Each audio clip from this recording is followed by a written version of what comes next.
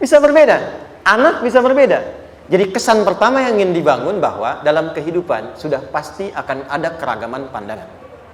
Dan yang kedua, yang tidak normal, keragaman pandangan itu boleh jadi melahirkan tindakan-tindakan yang kontraproduktif. Mungkin akan mendapatkan celaan. Allah dicela. Malaikat dalam kehidupan itu tidak akan berjalan sempurna seperti yang ingin kita rasakan. Selalu akan ada perbedaan pandangan.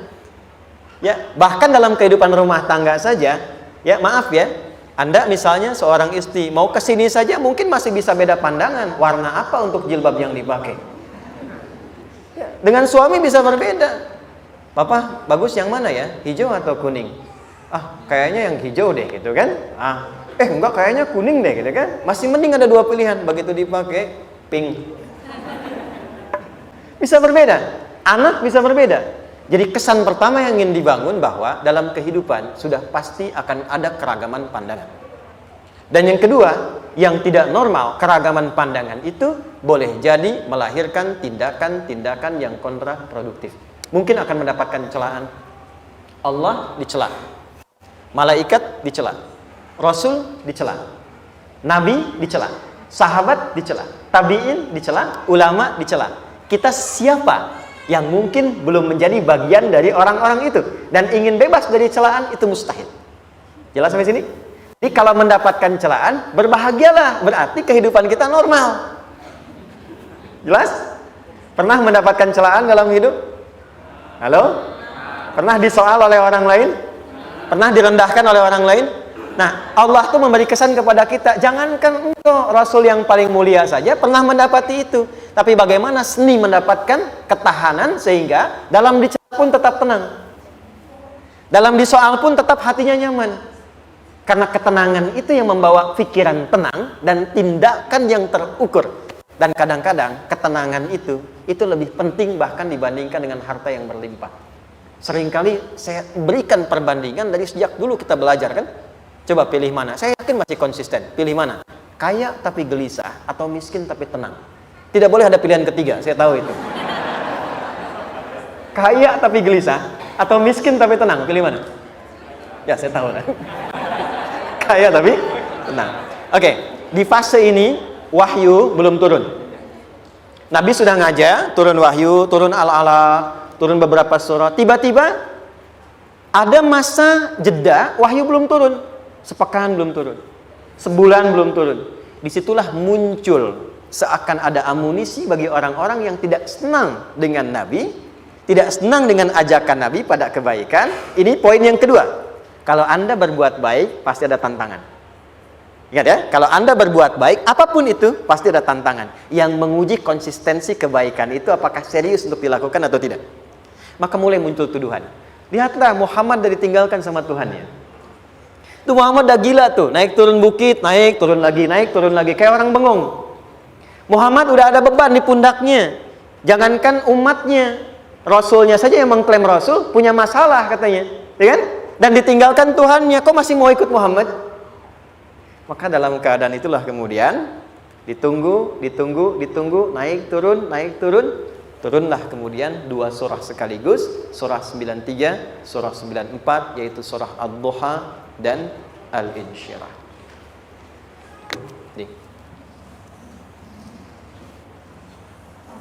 Oke. Ini materinya dahsyat ya. Penting sekali, saking pentingnya ini cepat habis tuh. Sekali lagi. Jazakallah khair.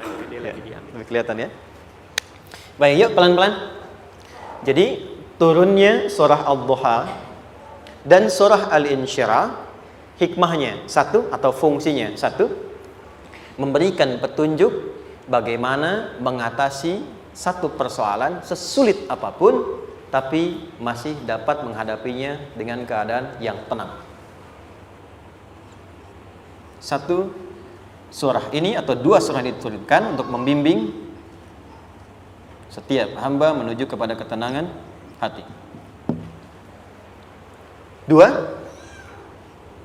membangun kekuatan mental sehingga dalam situasi apapun dia tetap kuat mengatasi berbagai persoalan kehidupan. Nanti terapannya banyak, di bisnis ada. Nanti saya turunkan contohnya. Kadang-kadang ikut tender, sudah bagus, sudah menang, tapi proyeknya diambil orang. Ada yang begitu? Nanti ada ayatnya, ada. Nanti kita turunkan. Udah siap-siap, kan pengen melamar, ternyata keduluan orang, gitu kan? Udah siap-siap, pengen dapat ini, mau lulus, ternyata nilainya nggak seperti yang diharapkan. Muncul, ada, selalu ada demikian. Nanti kompleksitasnya banyak. Tapi dua surah ini, kalau kita bisa kuasai artinya dengan baik, pahami dengan benar, maka akan ada sesuatu yang beda yang terasa dalam jiwa kita dan kesiapan mengatasi setiap persoalan dalam kehidupan. Yuk kita baca dulu ya, supaya dapat keberkahannya dari dua surah ini. Saya bacakan, Anda ikuti ya. A'udzu billahi minasy syaithanir rajim.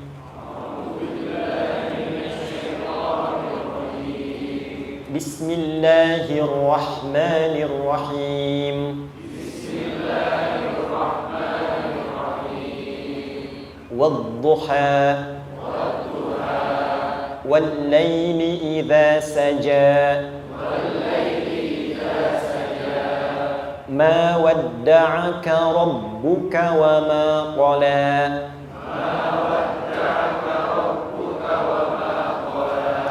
Ma wadda'aka rabbuka wa ma qala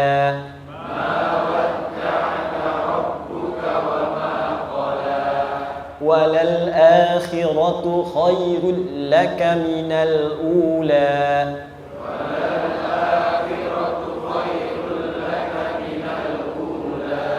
Walasawfa yu'tika rabbuka fatarda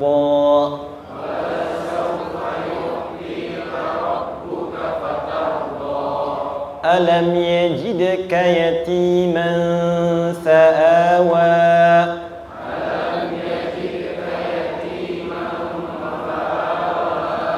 ووجدك ضالا فهدى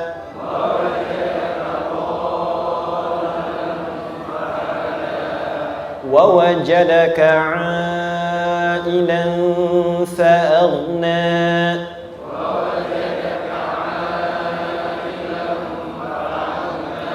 فأما اليتيم فلا تقهر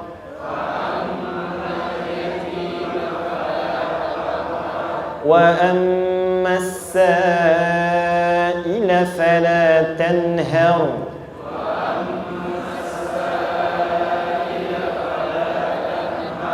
وأما بنعمة ربك فحدث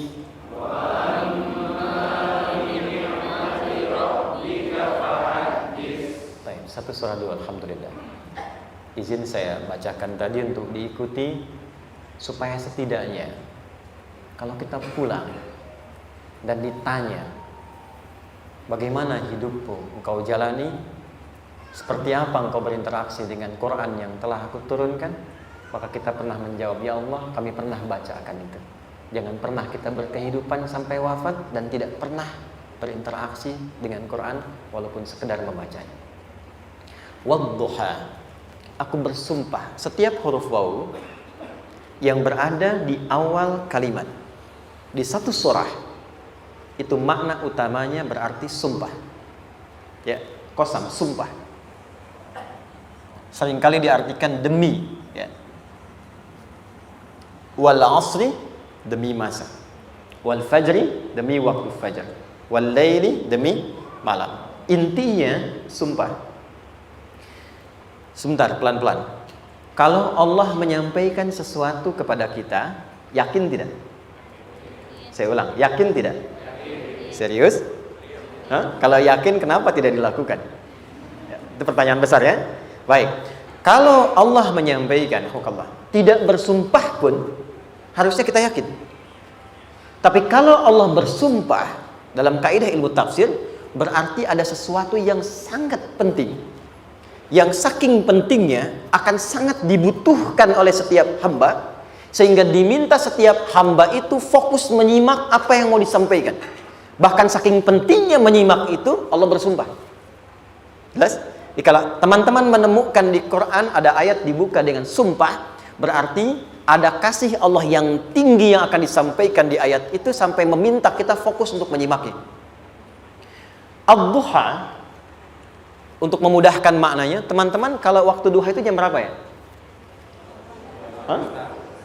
Oke, sebetulnya dimulai sejak matahari itu mulai naik, yang memantulkan ya atau menyinari cahayanya itu mulai terasa lembut. Ya, kalau misalnya kita ambil 1,5 jam setelah subuh. Sekarang subuh 4:30 lah, taruhlah 4:30 ya. 1,5 jam berarti jam 6 kan?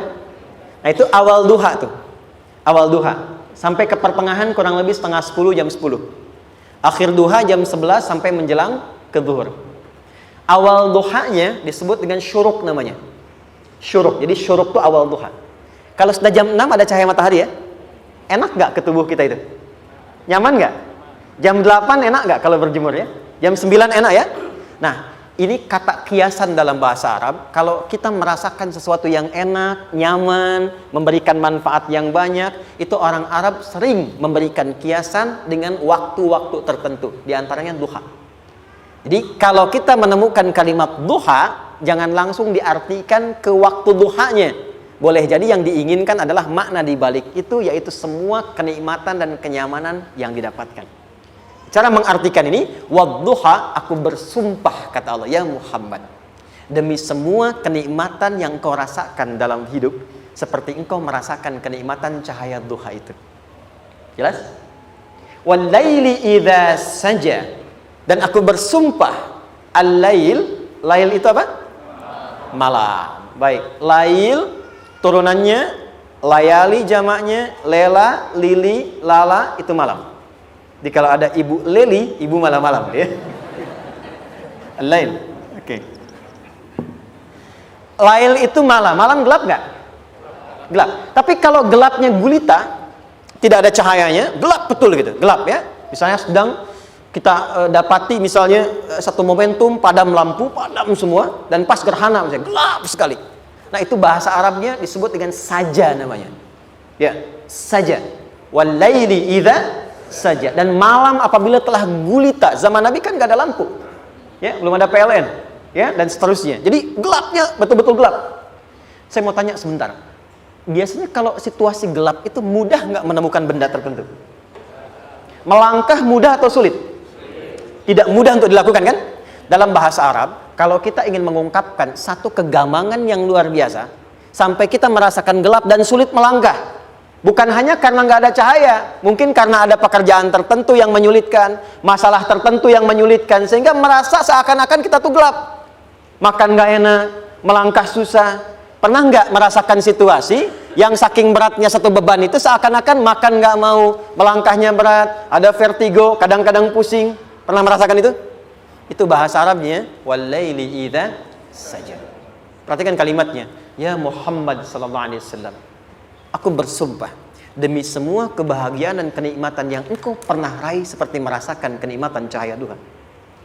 Dan mungkin persoalan hidup yang pelik yang membuat engkau merasakan kesulitan seakan-akan merasa di suasana gelap yang gulita. Ma wadda'aka rabbuka wa ma qala.